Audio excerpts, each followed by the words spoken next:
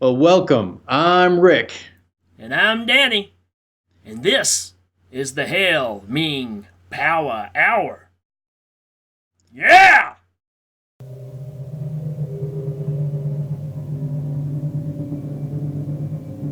Clytus, I'm bored. What plaything can you offer me today? An obscure body in the SK system, Your Majesty. The inhabitants refer to it as the Hail Ming Power Hour.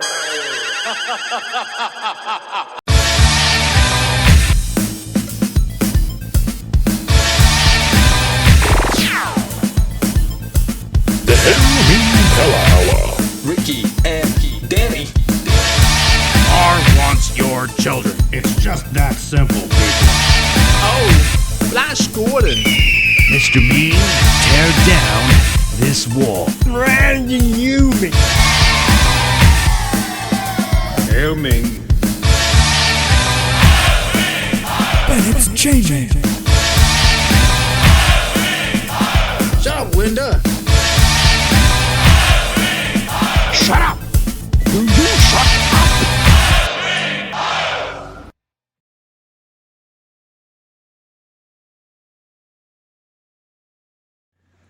Hello, everybody, and welcome back to the Hail Ming Power Hour. We're glad to have you back with us for episode number 17.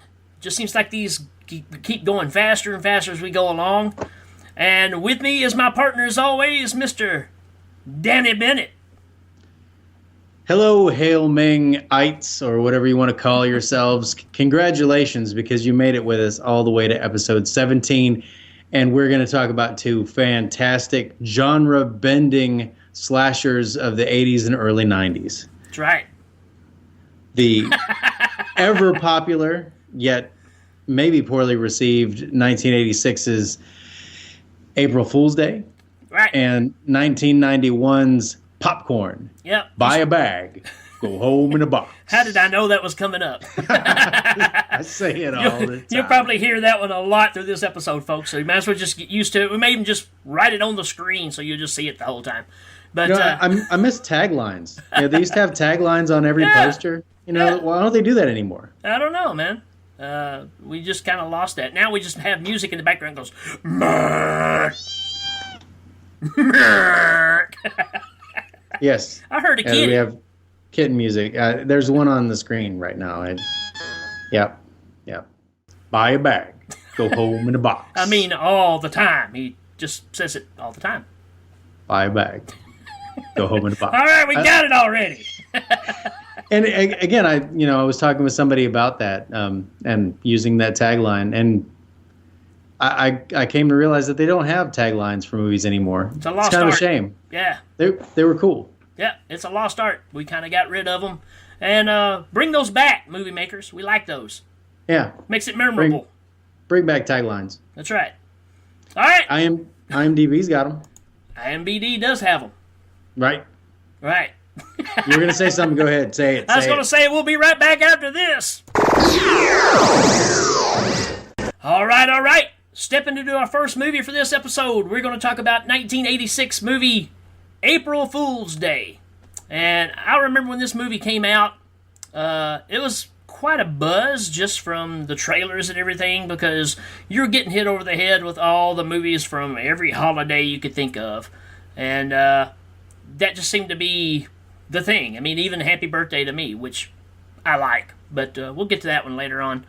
But this one, April Fool's Day, got a little hate back in the day. A lot of people came out of the theater being very upset. They felt like they'd been ripped off. And we'll get into a lot of that story as we go along, too.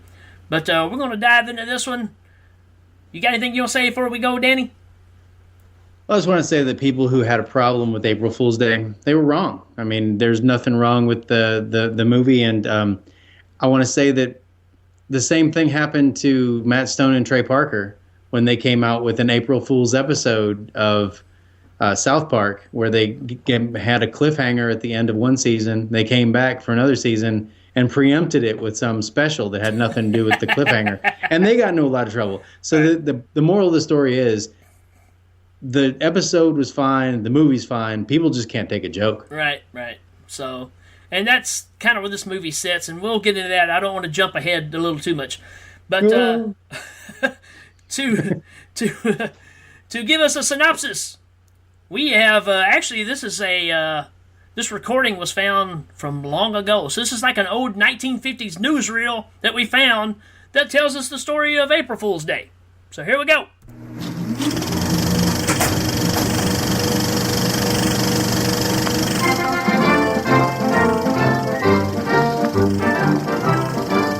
Hello and welcome to April Fool's Day 1986, a plot summary. A group of college friends consisting of Harvey, Nikki, Rob, Skip, Nan, Chaz, Kit, and Arch gather to celebrate spring break by spending the weekend at the island mansion of their friend Muffy St. John on the weekend leading up to April Fool's Day. The tone is set almost immediately with Muffy preparing details around the house. Meanwhile, her friends are joking around on the pier. Then, on the ferry to the island, local deckhand Buck is seriously injured in a gruesome accident. Once on the island and in the mansion, it turns out Muffy has set up a variety of little jokes, from the simple such as whoopee cushions and dribble glasses to even more complex and disturbing such as an audio tape of a baby crying in someone's room and heroin paraphernalia in a guest's wardrobe. Next, Skip goes missing. Soon Arch and Nan also go missing. During a search, Nikki falls into the island's well and finds the severed heads of Skip and Arch, as well as the dead body of Nan. Afterward, the remaining group discover that the phones are dead and there is no way to get off the island until Monday. Does not sound like a very happy April Fool's Day to me. Approximately 89 minutes, 1986, April Fool's Day. Wait, doesn't that Arch Cummings guy look an awful lot like Biff Tannen to you? He sure does to me. What do you mean my mic's still hot? Well, shut it off! Wow, I just realized he sounds like Stephen Hawking on crack. Was the movie 186 minutes, or was that preview 186? No, that sounded great. That was great. that was really a cool preview. Oh, yeah. Thanks to whoever gave that to us. That was the same person that's doing another one for us, so we'll reveal that when we get towards the end of it. We don't want to give it away just yet. It's a surprise. It's a mystery. So, but yeah, man, 1986, right in the middle of the greatest movie decade as far as I'm concerned. Blockbusters coming out left and right, horror movies nonstop, the VHS boom, you had everything going on. So I ask, like always, Danny, why do we watch April Fool's Day? Well, April Fool's Day is a treat because it starts out and it sets the mood quickly. You know, you got your slashers that came out. It's kind of Halloween-esque where it has like a motif music that plays, giving you kind of an airy feel. But really, from the very beginning, you know, they're messing around with the videotapes. You can tell they don't take this whole thing very seriously. But what shows up? The ferry to the island. And when it shows up, I mean, it's like impending doom. Yeah. It's got that feel. And that's one of the things I like about certain movies. And I mentioned Halloween because it's got the same kind of feel to it. Just kind of a real off-putting, real ethereal, you know, kind of thing where it's like, I'm kind of scared just because it seems like something's going to go wrong. My first reason on my list was Clayton Rohner, which is the guy that's got the camera. Absolutely. And Amy Steele. I mean, you've got an up-and-coming star that we've seen in a ton of stuff. Then you got Amy Steele, who is basically a scream queen at this time. Has been in, you know, the Friday the 13th stuff, part 2. And so she's already established at this kind of level. So to see her in this movie already made you think, all right, it's going to be this kind of movie. And, you know, her most horrific thing she did was Walk Like a Man with Howie Mandel. Yeah, well, and that was an unsung horror great there. Yeah. So so that was my first reasons for it. I mean, it's kind of a who's who, man. I mean, the main girl that's in it was from Valley Girl. She was also in My Chauffeur. My Chauffeur. Yeah, exactly. Yeah. And just everybody. The girl that Clayton Rohner ends up with was the best friend and just one of the guys. Remember we talked about how we liked her character? Yeah. That's her. And she's the girl that he gets with throughout this whole movie. Yeah, I really like her too. She's fun. I can't say it enough. Do you like Clue? Do you like your murder mystery setup? Do you like just some good old Manor in the Woods, picking off some people one by one, who's the killer, who done it kind of stuff? Absolutely. I love that stuff. And I mean, just the feel of the whole movie is like that. The characters all have place settings, and they do the college thing where they have the place settings and the big ornate table, but then they flip the script on them and say, oh well, she's got her college friends and they're eating beanie weenies, and they all drink out of dribble glasses, and a couple of the chairs are trick chairs, and she's just got all these little silly jokes that she's playing on them, right? And something worse is going to happen though. Every time you turn a corner, there's a painting with eyes that or there's like the synopsis said, there are little clues about deviant lifestyles, and it just kind of sets the stage for this whole group of people to be in turmoil. Movie was directed by Frank Walton, who is the younger brother of John Boy. No, I'm kidding. It's not.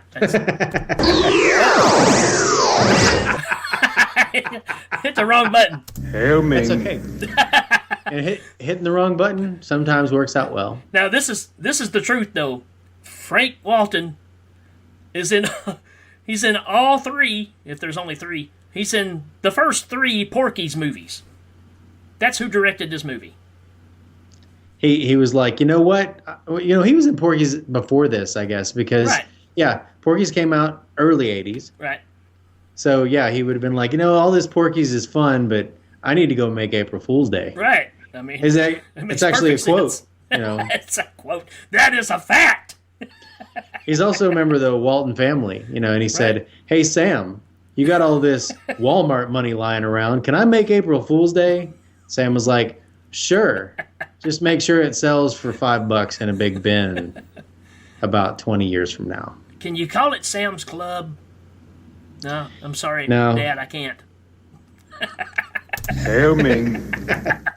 Well, obviously, I don't know the name of the director, so that wasn't one of my reasons. But I'm going to say the effects. The effects are simultaneously super hokey for a slasher film in the 80s, and then they have the added bonus of not having to be super great because the reveal of the movie, makes it into kind of a, oh well, of course it doesn't have to look that great. It's fantastic because, well, in case you haven't guessed or you haven't seen it, I guess you're not watching us because we don't give spoilers, because we do all the time. Right. The whole thing's an April Fool's joke. That's right.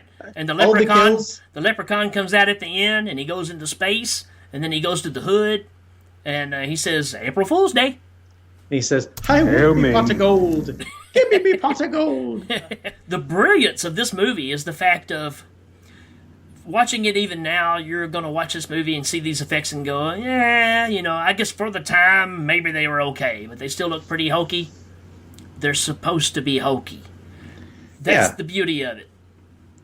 And, they do a great job of having, the people show up in places dead, and it spooks the guests who didn't know what was going on, and everybody panics, and they run around this big manor house, and all the jokes are still kind of there, like the trick doorknob, and people keep running into those little jokes, and it just adds to this aggravation that they're feeling. And the whole time, their hostess has changed up. The first day there, she's really, really friendly. Yeah. But as the thing goes on, she becomes more withdrawn, and she gets kind of crazy. And that adds to it, too. They're like, what is wrong with you? Falling off the boat. There's a long suspenseful sequence where he's trying to throw a rope around a cleat, and he keeps throwing it and keep missing, and the boat gets a little closer, and he throws it and he misses, and the boat gets a little closer, and he throws it, and then the captain of the ship was like, "Hey, look out!" And it hits the dock, and he comes up, and his face is all messed up, eyeballs popped out, sticking down his face, and he's like screaming like crazy and running around trying to touch people. It's great. It's great. And you're just gonna have to put the eye back in there with a stick or something. Just. Joe Flaherty came around. I even got it. I've got it on here. It says, "It's all fun and games till someone loses an eye." And I'm sure that was intended. The guy's in Porky's. He knows how to set up a good pun. Right. A good joke. So, regardless, so you got these guys in the boat, and they're all having a good time, and then somebody really gets hurt, or so they think, immediately gets whisked off the island on a motorboat. This guy's got to go to the hospital. Well, I just so happen to be here. And the whole thing happens so quickly. It's a lot of panic, but it still seems kind of like, what just happened? Right. But they were like, it's already got you kind of questioning everything. Right. But as it unravels, it makes you question it at every level. Right. And one of my favorite parts, and I think we talked about this too, was the reveal at the end, because one of the two remaining characters finds everybody just sitting in a study, like hanging around and playing. All the people who have just been killed that they've seen dead here and there, they're all just hanging around, and the other person is still running around screaming for their, Yeah, he's been locked away in the room, and he doesn't know what's going on. So all this reveal has happened except for this one character. And the door opens up, and it's the dude who got his head crushed on the boat that walks up to him with he's got like a prosthetic thing on his face. He's walking to it, and the dude's just screaming his lungs out, scared to death. The guy actually pulls the makeup effect off and sticks it to the dude's face, trying to show him, hey, it's all fake. And dude is still just going out of his mind. Well, and he's screaming to his girlfriend. He's like, I love you. Because he thinks she's in the other room getting killed. Yeah. Yeah, they've just been chased by their host, who's their host's crazy twin.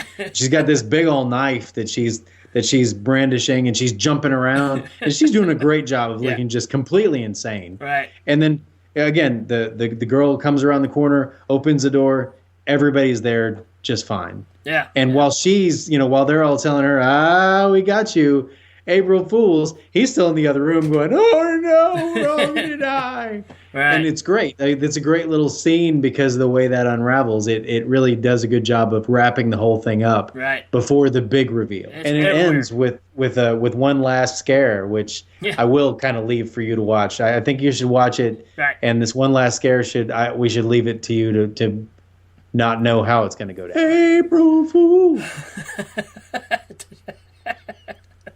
Hail Ming. That's the theme song by Alice Cooper. That's what I thought.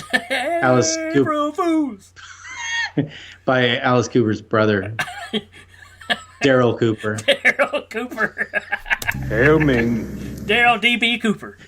Hey, he wrote some songs.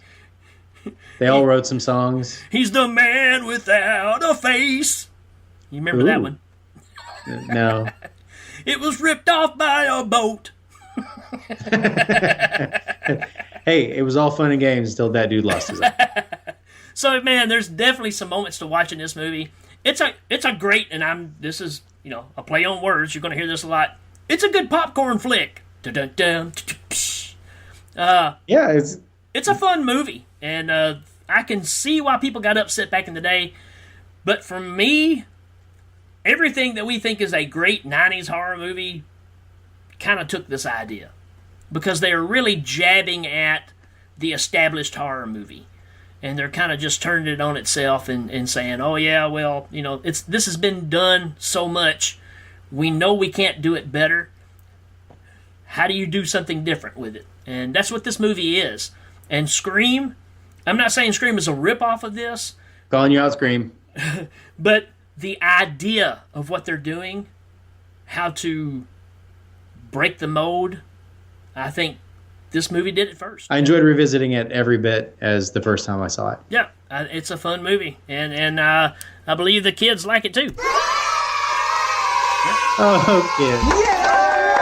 And the adults. And the adults. So, yeah, man, I think it's great. I think you should revisit it. Yeah. Definitely has the 80s feel to it. It feels very familiar, but it's got the twist. So, check it out. I highly recommend it. Yeah, so is it time to give it a rating? Let's give it a rating, yeah.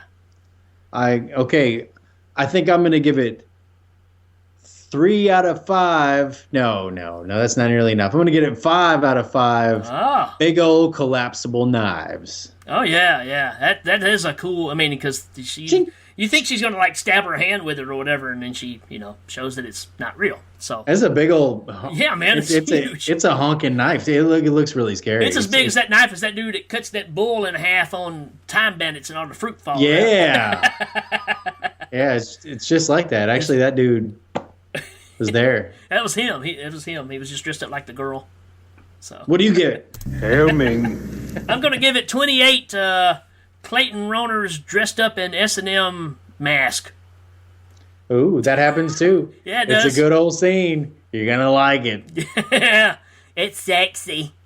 All right, and as always, Brian Blessed, what do you think of April Fool's Day? Let the combat begin! To the death! That means he likes it. He's willing to stand up for it. Yeah, I think the combat begins. Right. To the death. That's the sequel. April Fool's Day 2, Let the Combat Begin. I like it.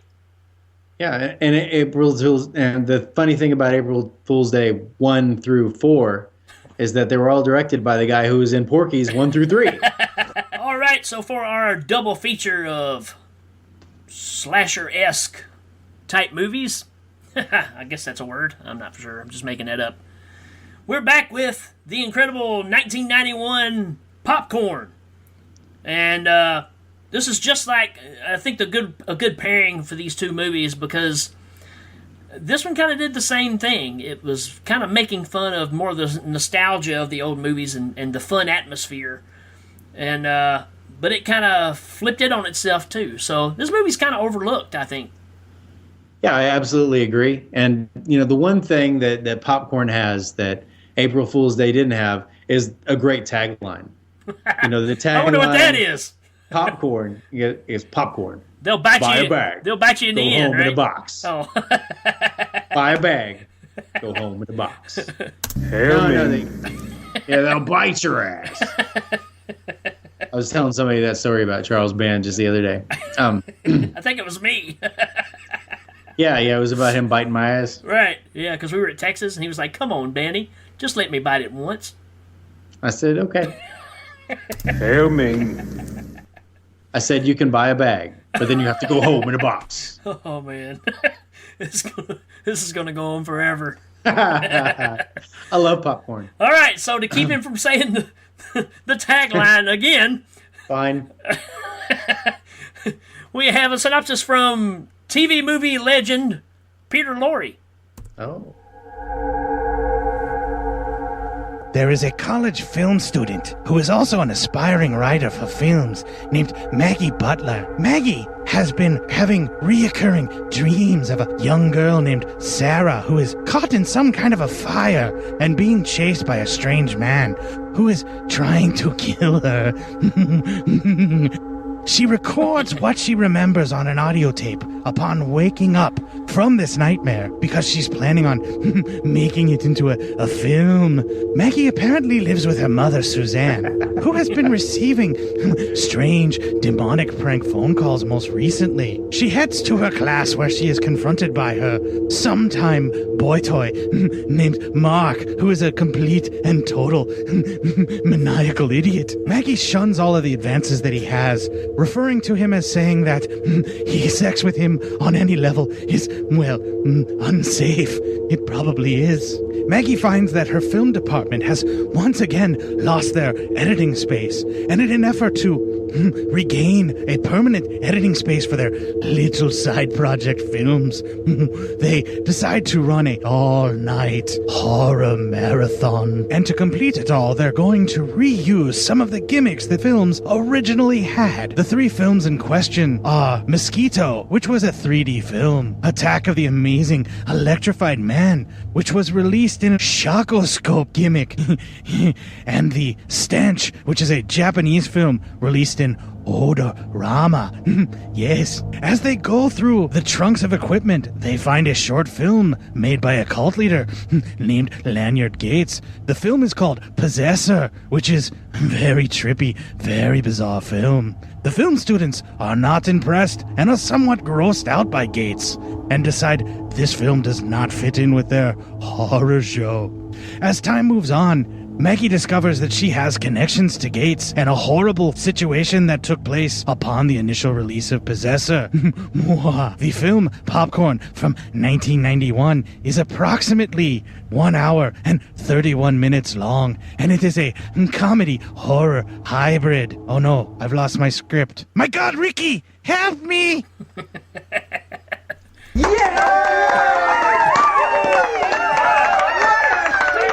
So, that's our buddy Cort Psyops, who's got his own show, Cinema Psyops, which is an awesome show. You guys need to check it out. He was kind enough to send those to us, and pretty awesome, man. That's the best Floyd the Barber I've heard in a long time. It was really good. Hail Ming. Yeah, really, the only thing I got out of that synopsis is that they dug into some trunks and found a short film. Yeah, that's pretty much it. So they dug into their trunks and found a short film. Oh. Buy a bag. Go home in a box. You can't steal my thunder. So this movie was directed by Cort Psyops. Because he knows more about the movie than anybody else does. So that's awesome. Yeah, he even named the main character. We often don't do that. Named all the movies there. I mean, so let's give it a rating. Hail Ming. No, we appreciate it, man. That's a lot of work, and it was really good. I like the Peter Lorre too. So both of them are fantastic. It does have a little Floyd the Barber in it, though, man. I'd like to hear you pull one of those off. That's pretty good. It's Andy. Andy. Yeah, I can hear that. Yeah, it's in there. And again, it's one of those things. Popcorn kind of paved the way for a found footage kind of deal. Oh yeah, a movie within a movie kind of deal. Which movies within a movie has happened before, but again, these things kind of brought it to the forefront, and somebody else came and ran with it. Totally agree. You've seen this formula before, just later on. There's a couple of movies before, and I'll tap into those in a little bit. But let's go ahead and get going. Danny, why do you specifically, not Atlantically, not Dead Sea-ish? Why do you not Dead Sea-ish? Why do I watch Popcorn? Why do you watch Popcorn? Why do I watch Popcorn? I'm gonna have to say it's the movie within a movie. It's the whole. I love it when you've already said that. I love it when well, you know what else I've already said? Oh no. Buy a bag. Go home in a box. Oh man. Shut up! Will you shut up? No, but really, it's the whole movie within a movie thing. Right. They have a great big movie theater with all the theater faces on the wall that's set up for all the old gimmicky movies. And while the movies are being played, and while those horror movies are being watched, there's also a horror movie that's going on in the theater, and I love that dynamic. They do it well. There's somebody behind the scenes maneuvering things, and it kind of looks like maybe Lanyard Gates, the movie maker who was laughed off the stage, and as retribution killed his family, is ready to kill more, because of his embarrassment. Yeah, so his film, bombed. That's the best word for it. Wasn't liked at all. So he decided to put on a new performance, and basically that was, I'm going to kill my whole family on stage live. Right, and creepy stuff there, Lanyard Gates. Even though his first name is really just another name for like a shoelace. Right. But, well, there you go. How scary is a guy named Lanyard? Mainly the cast, your main cast, and now you got one or two I know you're going to throw in there too, but Dee Wallace, Jill Sholin, who's the main girl in the movie, which originally was not going to be in the movie. She ended up filling in because the other girl left or quit or whatever the story is. For you that don't know who she is, she's in The Stepfather, classic horror movie. The remake of Phantom of the Opera that had Robert Englund in it, where he just looked like Freddy Krueger without a glove. So there was that. Yeah. But my favorite movie that she was in was The Curse 2, which is about the snake hand. Did you ever see that one? Yeah. I mean, the dude's hand just turns into a snake. I mean, you talking about high budget. That's a curse, man. That's a curse. It's awesome, man. And Jamie Farr's trying to kill it. Oh, we got to cover that movie later on. That was just awesome. Oh. And you got Tom Villard in this, man. Tom Villard, which for my age group, before he was a Stork brother in One Crazy Summer, he's Bobcat Goldthwait's brother in that movie. He's supposed to be twins. Yeah. Way before that, he was in a TV show called Joni Loves Chachi. He was like their surfing buddy that worked with them. Yeah. Actually, he was the drummer in the band. I'm digging back on that one, man. Well, the point is, this was pretty much his best role. Oh yeah, it's killer, man. This is a great role for him. Yeah. And I'm surprised, you being such a big fan of the Phantom of the Paradise, that your first reason wasn't the Phantom of the Opera ishness of it. I've got notes at the bottom of this one for that. Yeah. The slashishness of it. Yeah. You're just making up words now, man. I have Scream-esque. Scream-esque. It's Scream-esque. No, but yeah, I was surprised that wasn't your... Well, to me, you see elements of demons in this, where you've got the theater, the theater going on, the stuff going on the screen, things kind of happening in the theater. Phantom of the Paradise, Phantom of the Opera, same thing going on here, where you got a madman running around killing people, and they're not sure who it is, all that kind of story. Even, there's a lot of similarities to Phantom of the Paradise in this movie that I picked up on. Which still goes back to relating to Phantom of the Opera. So. Oh, sure. But, it's faithful. It doesn't... It's its own thing, man. That's the thing about it is you see a lot of familiar stuff in this, but this is not a ripoff of anything. I really think it stands on its own. I think it stuck the template of the 80s slasher to a much bigger story. Right. And that's what makes it work, because it isn't just Jason killing teenagers up there because of some unknown beef he's got with teenagers that has to come out later. It's actually a whole story, and there's a whole mythology behind it. But you've got all these things in there too, though, that are definitely from other movies. Because I even brought it up. Wait a minute. There's a guy in a wheelchair who's being chased by a guy that can change his face. Yeah, we've never seen that before. But the thing is the way it's done, you don't really relate that to each other like you do a straight direct ripoff of Texas Chainsaw. So this movie has a neat little way of taking elements you're familiar with and shaking them up and making something totally new out of it. Yeah, well, it's got a lot going on in it, and it doesn't get bogged down with too much content. Right. There's some fun 80s stuff going on in there too. Oh, yeah, without a doubt. Like there's a little love triangle with the guy Mark that gets mentioned in the synopsis. He's trying to get after the main character girl, but he does it by making her jealous and completely ignoring his date, and he is just kind of a loser. Yeah. He can't do anything right. Yeah, and I love it. This is a definite thing to stop and watch, though. But when he goes back to sit with the girl that he's brought to the theater with him, and that big dude sitting with her, and they get in a big confrontation, and all that, it's just hilarious, man. It's good stuff. Oh yeah, he knocks his block off there too. Yeah, and dude's even got the thing on his nose, so he's talking funny because he's doing the thing for Smellorama or whatever. Yeah. Well, and that's why I guess it was a slasher comedy, which I didn't really think of when I saw it, because the whole possessor thing, it adds a weird element that's kind of disconcerting. It makes you kind of nervous. Yeah. Because it's weird. It's off-putting. Right. Yeah, and the killer, is very serious. You don't know really what's going on when you're watching stuff, and you're not supposed to. So that's the beauty of it. And it's again, it set the standard for all these things that we see like that. You look at a lot of the movies now, and they throw these images at you for no reason, and it's just like we said, that movie in Texas we saw.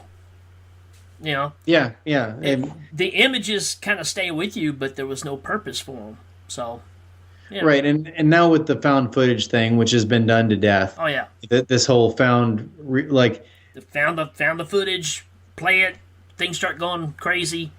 Yeah, like I said, we've seen it before, but this one kind of did its own original thing with it. Kind of the first one to do it. You had Cannibal Holocaust. Phantom of the Paradise is kind of the same way, because he records everything on video, and that's how he stays younger, by keeping the tape and watching it over, all that kind of stuff. At the Boggy Creek? Boggy Creek, sure. What about Boggy Creek 2? Electric Boogaloo. Your sister's a werewolf? Hail Ming. All right, we'll get back into the movie. But, I mean, like I said, it takes a lot of ideas that you've seen and just kind of mixes it all in a bag. But one thing this movie has that no other movie does have is a montage of them cleaning up the theater while playing some fake reggae. Fake Jamaican reggae music. Yeah. It's pretty horrific.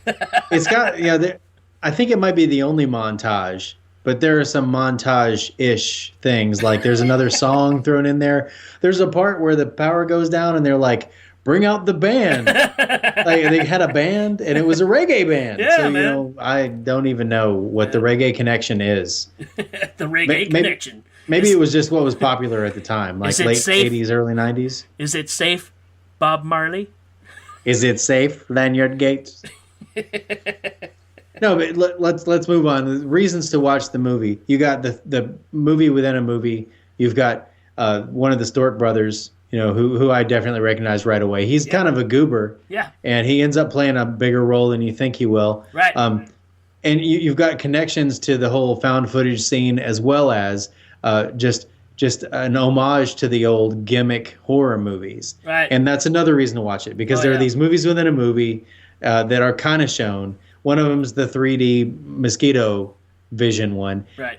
And the gimmick with that is that there's a giant mosquito that gets released in the theater. It scares everybody. Yeah, it comes flying across the top of the crowd, and everybody sees it. And of course, you've got 3D glasses on, and so that's the effect there. We're talking William Castle here is what we're talking about. They're trying to rip off the old William Castle style movie making that he did back in the 50s and 60s, and this does it very well. And so you got the mosquito thing, and then the second one was the electric man. Was the electrified man. So some of those seats were made to shock people. And I'd be lax if I didn't mention at this point that all this stuff is introduced by Ray Walston, by my favorite Martian. There you go. And he shows up for a little more than a cameo where he has all the equipment and says, you are going to be creating this, what does he call it, a movie palace. Yeah. For one night, and he's got a great dramatic role in there that's super silly, and it's fun to watch. It's right before the bad reggae montage. Back in the 80s, it was fun to go to a theater, and you see this in this movie. They're going and watching these old style movies, and just laughing at everything. It's the roller coaster ride movies. So these people are actually going and having a great time. Getting together, laughing at the screen, hooting and hollering, clapping, screaming, the whole 9 yards. The movie experience was fun back then when you went to things like this, and we've kind of lost that too. Yeah, and all the film students in it, they're all dressed up for it, a la Rocky Horror Picture Show kind of stuff, Right. and they're playing up their parts as the nurse and the insane caged guy and the bellhop and all that stuff. And so they make the whole thing an experience to try and raise some money. But yeah, you're right. It's a lot of fun. I would love to go and experience some movies like this. I think that's why we get thrilled when we go to Texas and they're showing Zombie or Texas Chainsaw, whatever, because you get to sit in a theater type setting with everybody who's fans and you celebrate this movie together. That's what you see in this movie. They are celebrating what used to be the horror films.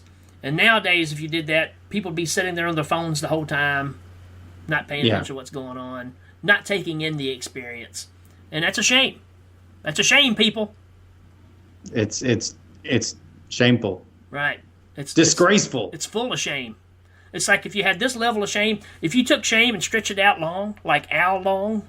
Al long, if you that took much. That's a lot of shame, folks. Stretch it out, Al long. That's right. The bad guy or the villain, whatever you want to call him, is kind of a shapeshifter. He can look like different people.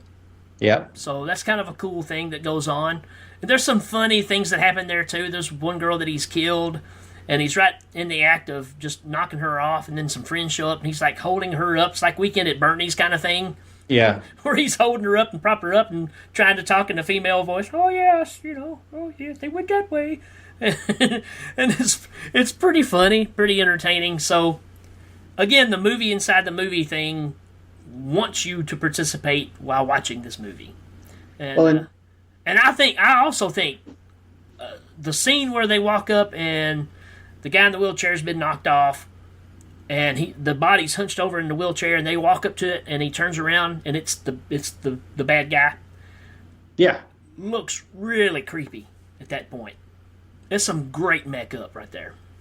Well, yeah, and there's a whole part where he's wearing his mask over his damaged face, and the edges of the regular guy mask are coming undone. Right. And that looks good. I mean, you can tell that it's glued on there, but the heyday of prosthetic effects has pretty much peaked. You're not going to get much better than this time period as far as what the abilities were.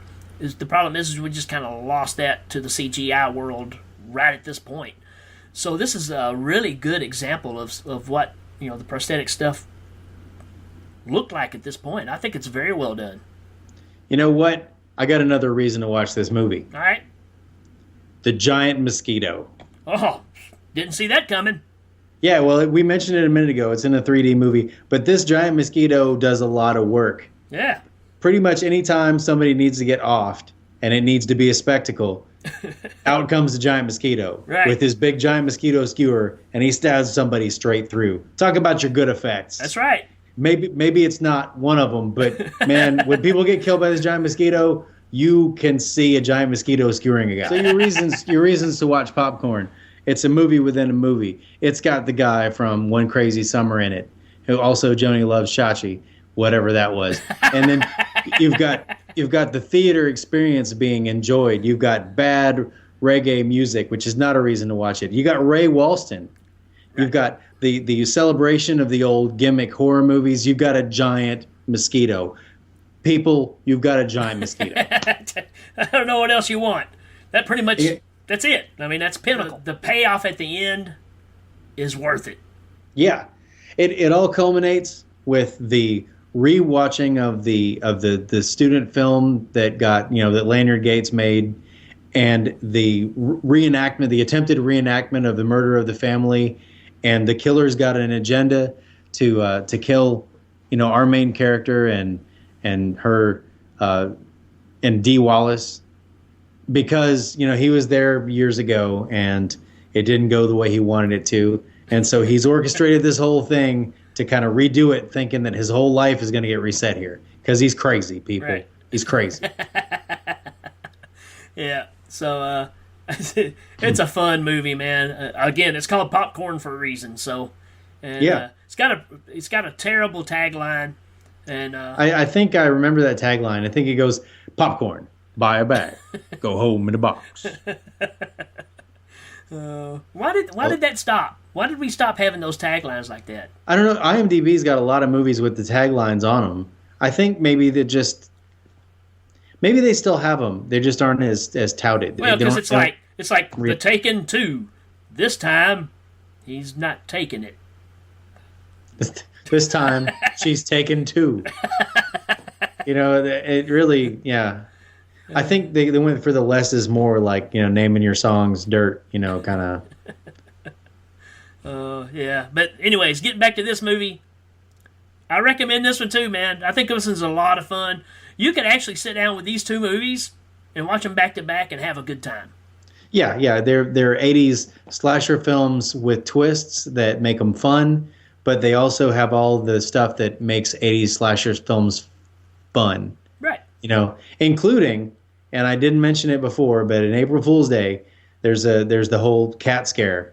Right. He goes into the boathouse, he's looking around, and it's like, oh no, the music gets loud, and then a cat jumps out. And I had to point out that there's a guy holding a cat, waiting to throw it when he's being cute. It's like, now, no. Now, okay. Now throw the cat. Yeah. I love it. But yeah, so your reasons to watch Popcorn, you got the movie within a movie. You've got the connection to Phantom of the Opera. You've got great actors and actresses in it. You've got a lot of fun. You've got a montage, and you've got great special effects and prosthetics, as well as you have the connection to the found footage stuff with the old student experimental film. It's got it all, and the explanation for the killing is just as hokey as any slasher explanation in the 80s you could expect. All right, cool. I guess we're ready for a rating. I guess we are. Do you know what you're going to rate? Sure. Yeah. I'm going to give it 48 big biker dudes sitting with your girlfriend with a pincher on his nose. The pincher on his nose. I love that scene because the girl from summer school is in it, and she ends up defending our hero guy from that guy again when the guy comes out, and she's like, "You won't hit a girl," and he's like, "No, I never will." And so she just lays him out, and then drags him out, locks the door, and since the door's locked, he can't get in to save her later. Oh no, the door's locked! I've got to climb into the theater. Great time, man. Yep. I mean, the more I talk about it, the more I realize stuff I didn't point out. Right. It's totally worth watching. Totally we end up getting stuck with trying to narrow this thing down to keep it in some sort of time frame, but we could go on and on about the reasons to watch this. But again, the point is for you to go watch it and discover these things yourself. We're just the ones that's trying to say, hey, remember this movie? Well, you need to check it out. Popcorn. I think it's one that you probably haven't thought about in a while. April Fool's Day, too. They're both great slashers. Right. I can't use the word fun enough, but I'm going to give it a rating, and I'm going to say that it has 52 giant killer mosquitoes. All right. Rah! Rah! And Brian Blessed, what do you think of Popcorn? The hunter becomes the hunter. Didn't he say that about April Fool's Day? No. No, he said to the death. Yeah. Yeah. See, they're similar. Even his answers are kind of similar. So. Yeah, hunters, death. He kind of likes them the same. Yeah. He likes them the same. He's willing to fight for April Fool's Day, and hunters and hunteds, they belong in because they buy it in a bag. And they go home in a box. We'll be right back. All right, we're ready to wrap this one up. That was a fun episode. Again, we felt like we were a little rushed on some of those, trying to get everything through. Again, go check them out. That's the whole point of this show. It's not for you to sit and really listen to us talk about them all the time. It's for you to actually build up the incentive to go out and check these out for yourself. We're used car salesmen. That's what we're trying to do, is get you to get in the car. We are not trying to bombard your ear holes with a whole bunch of stuff about these movies. We want to get you interested so that you can build your library of fantastic 80s and 90s movies to enjoy for the rest of your lives. Show your kids. And then you can talk about them. Right. And then you can get all your friends to listen to us so we can tell them about even more, and you can share it. It'll be bonding. See, it's just simple lines intertwining. It's the circle of life. That was D.B. Cooper as well sung that. Hail Ming. What was his D.B. name? Walton? Was it Frank Walton? Frank Walton. His brother? And the Jamaican band. Ka-dink, ding, ding, ding. Yo! Oh. Yeah, and by the way, do yourself a favor and don't listen to the end credit songs of either movie. April Fool's Day or Popcorn. They are terrible. Maybe we'll have them play at the end of our podcast here so you can have a preview. I doubt it. Yeah. I doubt it. But I don't know, man. I say check them out. At least the first 20 or 30 seconds just for you to know, that's pretty bad, then you'll turn it off. So you can say, I understand. Yeah, totally. They're bad. Yeah. So, other things that's going on, you guys just hanging with us. Appreciate you still listening. You got a lot of stuff going on at Legion. They're trying to reach out and start to really build up some video stuff going on their YouTube page. So we're right in the middle of all of that. That's a lot of fun. It's a challenge. So if you're watching this, you're seeing that, we're trying to get better as we go along. We're learning this stuff as we go. So no experts here. We're just experimenting and trying to make it work. So, and if you're just watching the webcast and realize that we do audio spots, we do commercials that are all audio based, right? That don't really fit in the webcast. So check out the podcast and you'll get that extra material. Yep. Or just hang out here on the webcast if that's what you want to do, and tell your friends. That's right. And don't be afraid to subscribe. That just helps us out. That's the way it gets more attention, the way it grows. Also, subscribe to Legion Podcast over there as well on YouTube. And, man, you got iTunes, Stitcher, Google Play, everything, man. We're just out there. Seek and destroy. Just find it wherever you can, listen to it, tell your friends about it. I'm glad we brought up summer school a while ago, because recently we've had Gary Riley, who is, if you remember Chainsaw and Dave from summer school. I believe he's actually been listening to the show, and that's exciting. And who knows, we may get him on the show eventually just to come and talk about summer school, which I love. I love that movie. Yeah, very cool. Again, show keeps growing, and the more you guys talk about it and get other people to listen to it, the more people's going to listen to it. The goal, like we set for ourselves last week, is a gajillion. Yeah. And I'm pretty positive we can do it. Yeah, a gajillion followers, I mean, it's not that hard. Yeah. Really. Yeah. Because the 80s were that good. Right. I mean, if Vanilla Ice can have millions of fans, surely we can have a gajillion. That's an excellent point. Right. So. Because I think he's a fan of the page, too. He just doesn't post. Sure. Yeah. He's incognito. He's waiting until we do our Teenage Mutant Ninja Turtles 2, The Secret of the Ooze episode. Yeah, that'll be a while. and then he's going to come on and reprise his Go Ninja, Go Ninja, Go. Go Ninja, Go Ninja, Go! See? We know it. We're not ashamed. Yes, we are. We're not very ashamed. We're kind of ashamed. Oh. It's kind of shame. That's it for us. Danny, you got anything else you want to say? Just subscribe. Listen. Right. Enjoy. iTunes. Leave us reviews. Subscribe to us. Give us ratings on YouTube and iTunes. I believe that's all we got. So I guess we'll see you next time, folks. Take it easy.